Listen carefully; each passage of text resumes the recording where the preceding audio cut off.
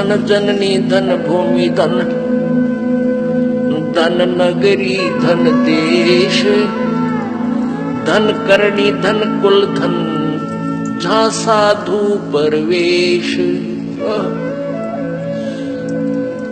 क्या बताते हैं? धन जननी धन भूमि धन, और धन्य नगरी धन देश, धन करणी धन कुल धन, जहाँ साधु परवेश।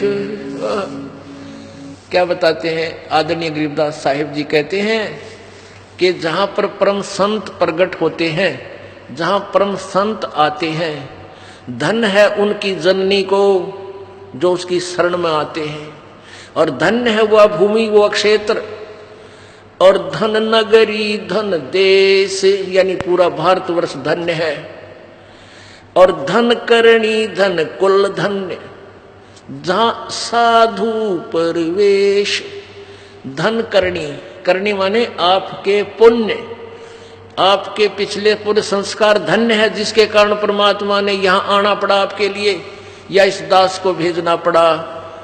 एक दास को संत बना के, तत्वदर्शी संत बनाकर, और अपना रिप्रेजेंटेटिव उत्तराधारी अधिकारी बनाकर, और कुछ थोड़ी सी आप जैसी काम चलाओ शक्ति दे दी आपका काम चलाने ने, उस परम पिता कबीर जी ने।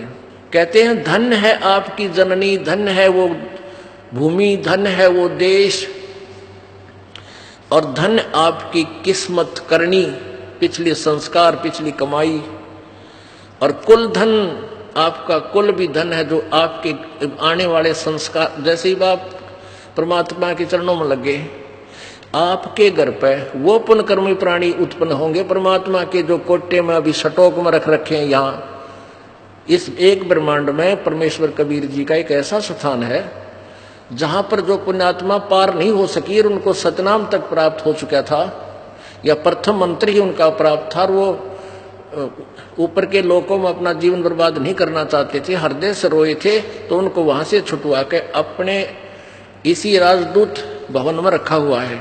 तो उन प्यारी आत्माओं की जिनकी भक्ति आज लास्ट स्टेज पर है, वहां रखे हैं। अब उनको आपके घर में जन्म देगा बेटा और बेटी के रूप में, और उनका फिर जो संतान होगी वो और भी अच्छी किस्मत की होंगी, क्योंकि जो संतान आपका होगी उसको तो कोई डाउट ही नहीं होगा कि कबीर परमात्मा के अतिरिक्त कोई धरती पर भगवान भी था या है।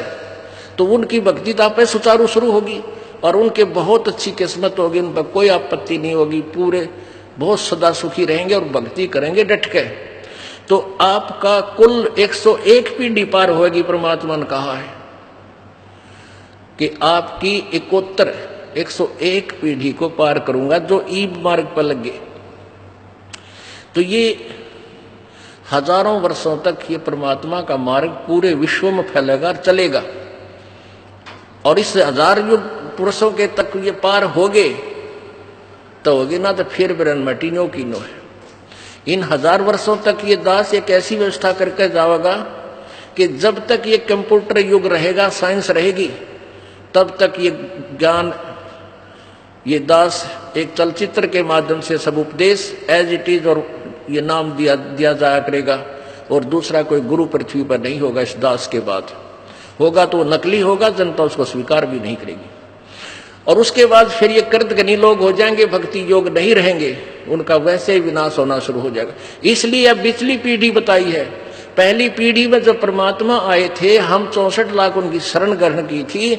हम सदग्रंथों से अपरिचित होने के कारण प्रभु को पहचान नहीं सके, और परमात्मा चाहते थे कि ये आत्माएं पार करनी ही है आपको। आपका पौंद चढ़ा गए थे कलम, और अब आप जन्म लेते हुए आ रहे हो, और आपको फिर ग्रहण कर दिया। अब दोबारा फिर चार्ज कर दी आपकी बैटरी,